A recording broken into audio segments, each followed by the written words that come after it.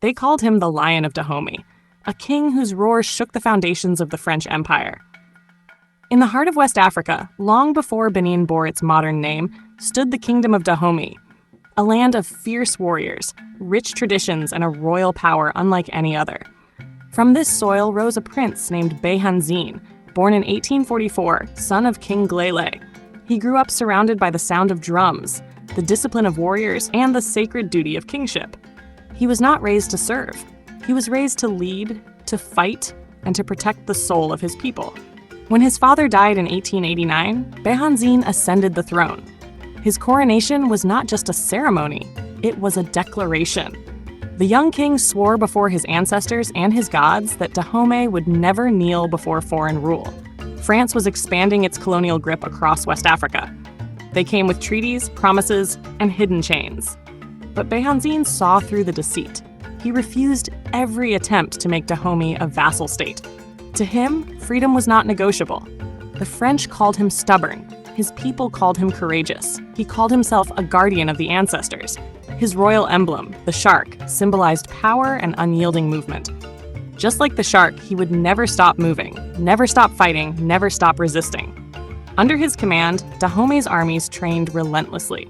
Drums echoed through Abomey, the royal capital, as soldiers, men and women alike, prepared to defend their land. The king's voice carried through the palace walls. Our dignity is our weapon, our freedom, our honor. But beyond the palace, the shadow of empire was closing in. France wanted Dahomey's coast, its trade, its people. And soon, their demands would turn into war. Béhanzin knew what was coming, and he was ready. Before we continue, if you believe stories like this must be told, take a moment to like, subscribe, comment, and share.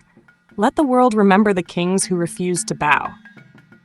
The year was 1892. France had grown tired of Béhanzin's defiance. They wanted Dahomey's coast, its ports, and its pride. When diplomacy failed, they brought warships and cannons. But Béhanzin did not flinch. He gathered his generals, his priests, and his people, declaring, "They have the guns, but we have the spirits of our ancestors." The armies of Dahomey were unlike any the French had faced in Africa.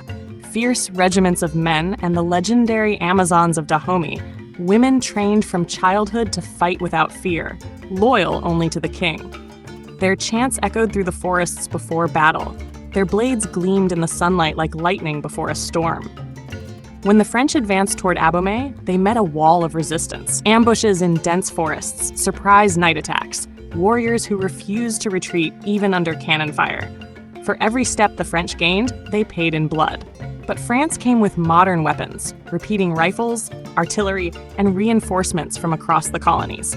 Still, Béhanzin's fighters held their ground. In the royal palace, he burned sacred oil, calling upon the spirits of kings who ruled before him. One French officer wrote in his diary, "They fight like shadows. They vanish and strike again. Even in defeat, they look us in the eyes." Yet power is not always enough to protect a nation. After months of relentless battles, the French armies pushed deeper, and the flames of war reached Abomey itself. The capital, the heart of Dahomey, was set ablaze. But Béhanzin refused to let the enemy take it whole. He ordered the burning of his own palace, declaring, "They will inherit ashes, not my crown." King Béhanzin, exhausted but unbroken, was forced to face a reality no warrior king ever wishes to see, the end of his kingdom's freedom. Surrounded and outnumbered, he refused to surrender in shame.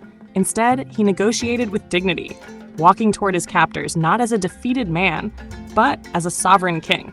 Witnesses said he carried himself with the same calm and authority as if he still ruled from his throne in Abomey. France sent him into exile, first to Martinique, then later to Algeria. Thousands of miles from his homeland, the Lion of Dahomey was caged but never silenced.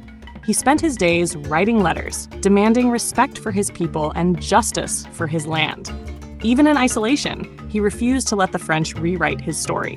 Those who met him in exile spoke of his discipline, his daily rituals, his silent walks, his deep gaze fixed on a horizon he could no longer reach.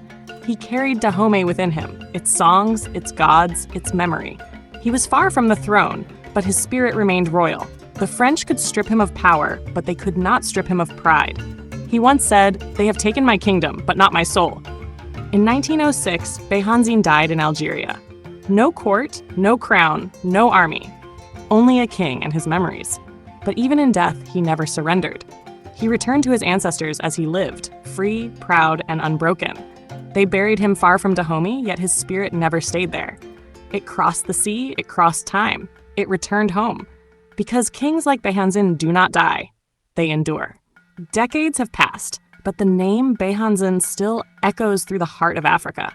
He may have lost his throne, but he gained something far greater: immortality. In Dahomey, his statue now rises from the red earth, facing the horizon where the French once came.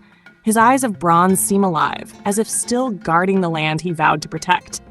Around him, children learn his story, not as a tale of defeat, but as a lesson in dignity, resistance, and courage. Béhanzin's defiance became a seed. From it grew the spirit of independence that swept across Africa in the 20th century. He showed that even in chains, a king's spirit can inspire generations to stand tall. His roar became a whisper in every freedom movement, in every African heart that refuses to bow. Modern Benin still carries his legacy, in its art, in its memory, in the pride of its people. Because Béhanzin was not just a ruler of a kingdom, he was a defender of an idea, that African sovereignty is sacred, and no empire can extinguish it. The French burned his palace, but they could not burn his story. They exiled his body, but not his spirit. And today, across the continent, his name still means one thing: resistance. King Béhanzin stood alone before an empire and proved that power is not measured by victory, but by the courage to fight when surrender seems easier. So remember his name. Speak it with pride. Let his roar live again. If you believe stories like this must never be forgotten, like, share, and subscribe. Let the world hear the roar of the Lion of Dahomey.